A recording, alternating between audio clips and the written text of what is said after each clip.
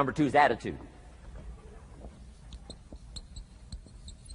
We're affected by how we feel. First, we're affected by what we know and the decisions we make. Second, we're affected by attitude, how we feel.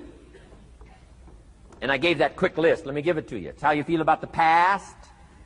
You've got to have a good attitude about the past. Use it as a school, not a club. Don't beat yourself to death with your past. Faults, failures, losses. Let the past be a school. Harsh school, maybe. What else is new? Let the past be a school master to teach you. Not to threaten you, but to teach you. Okay. Next, it's how you feel about the future. Set your goals. We'll talk a little bit about that before we finish today. Goal setting. The promise of the future is an awesome force to affect your life every day. Without a future well designed, we take hesitant steps. And all you have to have is hesitant steps. For 6 years, you'll be timid, driven into a corner, not boldly willing to go and take your portion, take your share. Okay? Next, it's how you feel about everybody else. Got to have a good attitude about everybody else, because it takes everybody else to make a market. One person doesn't make a family. One person doesn't make a business. One person doesn't make a corporation. One person doesn't make a community. One person doesn't make a nation. It takes all of us to make a dynamic economy, a nation second to none. It takes all of us to make the churches and make the economy run. It takes all of us to make the possibilities. All the gifts that have flowed in here the last 200 years, unprecedented in 6,500 years of recorded history. There's been nothing like it.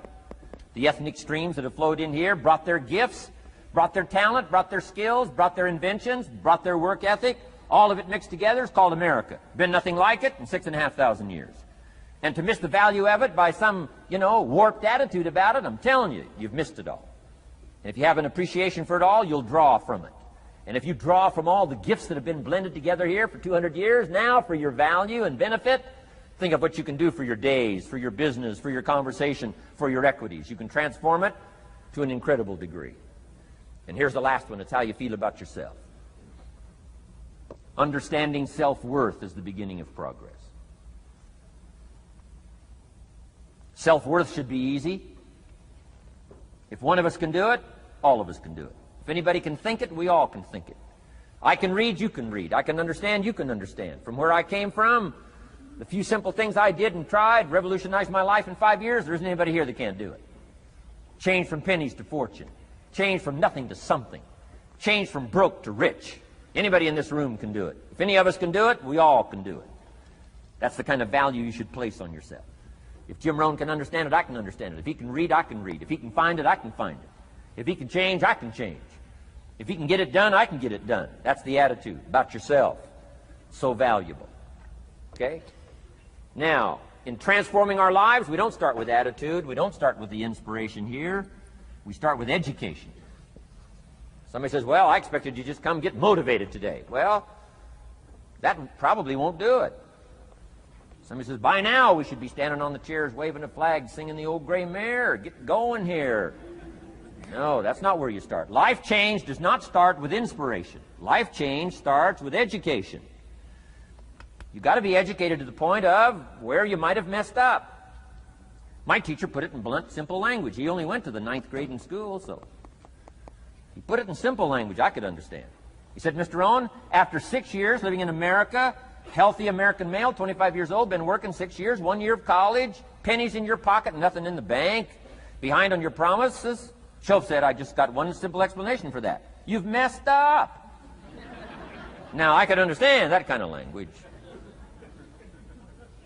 Substitute a Hershey bar for an apple means you've messed up. Should walk around the block, could walk around the block, won't walk around the block. You have messed up. And all you got to go is right down through the list. Don't need some teacher to come by and tell you. Be your own best teacher saying, hey, let me make a list of some places I've messed up. Because if I let this down, that probably affects the rest. And the answer is, that's true.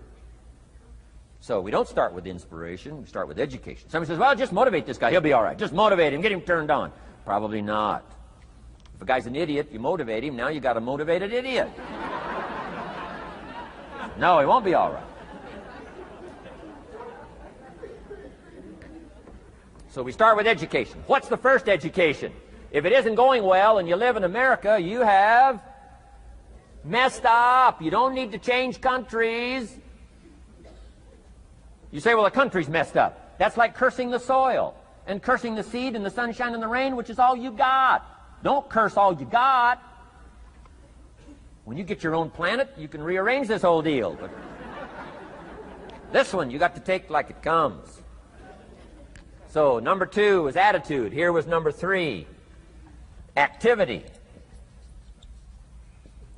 This is the work part, the labor part. Taking action. And the activity is the miracle working piece. A miracle being something we don't quite understand how it works. Doesn't mean it doesn't work. It means we just don't quite understand how it works. Miracles work. God says. Now, I'm an amateur on God, but here's my best analysis. God says, if you'll plant the seed, I'll make the tree. Now, that's a good arrangement. Number 1, gives God the tough end of the deal. What if you had to make the tree? That'd keep you up late at night trying to figure out, how do you make a tree? Say, no. I'm telling you, the mystery and the miracle of this stuff has already been set up. God says, I got the miracle going, I got the seasons going, I got some sunshine and some rain, and I'm God. But the way I've arranged it, I just need somebody to plant the seed, not chant. In California, they're trying to chant to get this stuff done. Forget this California stuff. You don't have to rub a crystal and sleep under a pyramid. This stuff's too easy. Getting rich is too easy. Changing your life is too easy. Forget all that. Right? Massive bombard, affirmation, forget all that. My opinion. Ocean waves and seagulls? Come on, this stuff's too simple. Just simple, easy stuff. But if you neglect it, that's how it piles up year after year. But if you're willing to straighten it out, and here's one of the keys. It's called activity. It's called disciplines. Turning wisdom from your philosophy and inspiration, the strengthening of attitude and faith and courage, commitment, and all this stuff that comes from attitude. If you're willing to take these 2 qualities, philosophy and attitude, and invest it into activity, you can have a miracle. Anything short of that, no miracle. Wisdom doesn't perform a miracle. Attitude doesn't perform a miracle. The only thing that performs a miracle of increase called equity is called putting wisdom and attitude into discipline, into labor. And this labor now can perform a miracle. And here's the 2 parts to the labor. 1, do what you can. Number 2, do the best you can. Can't give you better advice than that. Number 1, do what you can. You just got to go home and make a list after today. And here's the question to ask as you make this personal list. What am I not doing that would be easy to do? That could greatly change my health, my wealth? What am I not doing I'm neglecting that would be easy to do? Just go home and answer that question personally. You don't have to put the answers on a public bulletin board. This is just all personal stuff. From the walk around the block to the apple to what to do with your money, which we're going to cover today. What does a child do with $1? We're going to cover that today. Errors in judgment, disaster. Few simple disciplines, wealth beyond imagination. And if you'll pick up the activity part, the miracle working part, plant the seed part, take care of your part. The soil will take care of its part, and the seed will take care of its part. The seasons will take care of their part. The miracle will take care of its part. If you'll take care of your part, called putting it into activity, action. Works miracles. 2,000 years ago, on April 13th, one of Jesus' disciples. Now again, I'm an amateur on the Bible, but best as I can remember it, one of Jesus' disciples said to Jesus, "It's time to pay our taxes, and we don't have any money." That's how come I know it was about April 13th.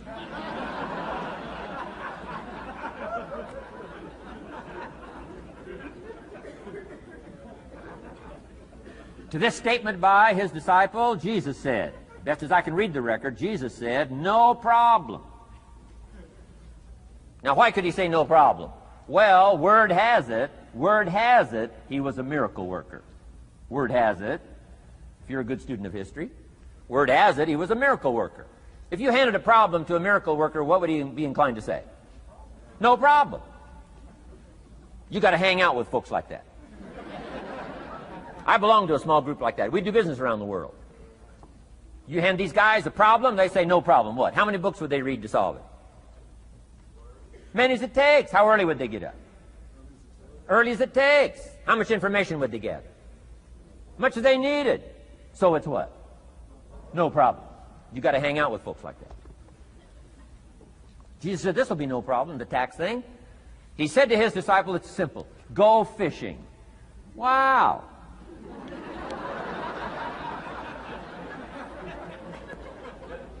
Now that was easy for this particular disciple. His name was Peter. And Peter was a fisherman. How clever. How clever. But here's the real problem.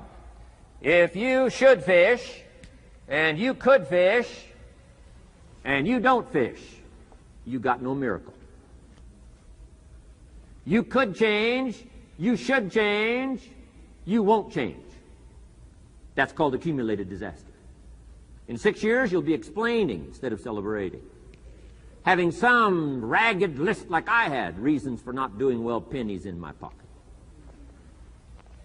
Could, should, don't, disaster. And if you'll just start the process of change, could, should, and will, you can start this whole process. And if you will, then put it into action, the miracle belongs to you. Jesus said to his disciple, it'll be simple. Go fishing, and the first fish you catch, look in his mouth. Peter said, okay. He was used to strange things happening in this relationship. Peter goes fishing, catches the first fish, looks in his mouth. Guess what's in the fish's mouth? Coins. Peter says, wow, coins. Starts counting the value of these coins, and when he adds it up, guess how much it added up to? Exactly enough money to pay his taxes and Jesus' taxes. Which gives you Jesus' position on taxes.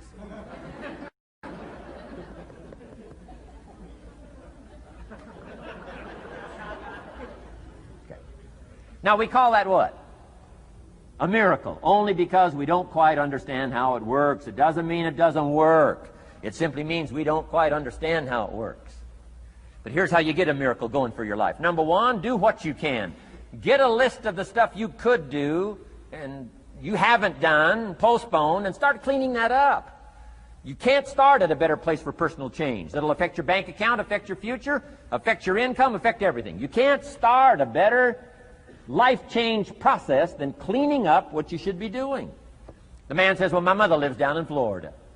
Should have written her 6 months ago. I just can't seem to get that letter written. I'm asking you to get that letter written, clean that up, and don't walk like other people walk. Don't postpone like other people postpone. You say, well, is it as simple as writing a letter? And the answer is yes. Where else would you start for life change, personal change? You don't need a pink package to fall out of the sky. You don't need massive bombard, pre-conscious, subconscious. Practice channeling, find a 2,000-year-old guru. I mean, you don't need any of that stuff. Pass on all that. Kids are afraid of that stuff. Too much of it, you'll be out on a limb with Shirley. I mean, don't pass on all that stuff. This stuff's too easy. This stuff's too simple. It's called take action, number one, on neglect, on errors, in discipline. Number two, start setting up some disciplines. And if you'll do that, you'll perform a miracle. Now, here's the second part of the miracle. Number one is do what you can. Here's number two, do the best you can. If that's not your philosophy, I would ask you to amend it. Let me give you the best of ancient script. Here's what it says. Whatever your hands find to do, do it with all your might, do it with all your strength, and do it with all your power. What a good philosophy. That kind of philosophy will revolutionize your life if you haven't picked it up lately. Guy slips in late, company doesn't seem to mind, slips out early, first one in the parking lot, heading for happy hour. Stretches his break, comes early for lunch, late back from lunch, company doesn't seem to notice. Guy says, best as I can calculate, I'm putting in about a half a day's work and I'm collecting a full day's pay. And the guy says, I got it made. Little does he know the seeds of his own disaster are already being sown. by the weakness of his own personal philosophy. It's not the economy that's going to determine your next 6 years.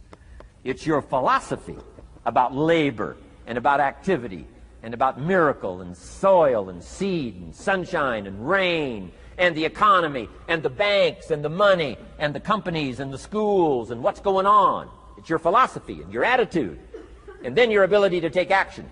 All of that we call the process of life change, miracle working.